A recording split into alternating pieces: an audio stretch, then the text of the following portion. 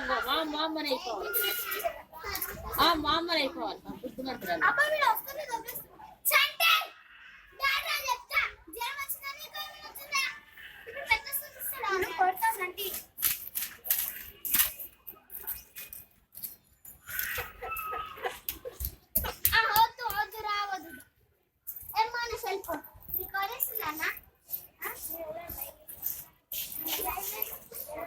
రెండు చేతులు అట్టుకో తీసేయట్టుకోకూడదు తీసేయ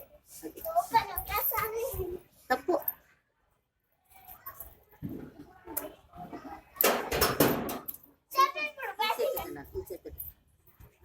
తీసేస్తే తినాలి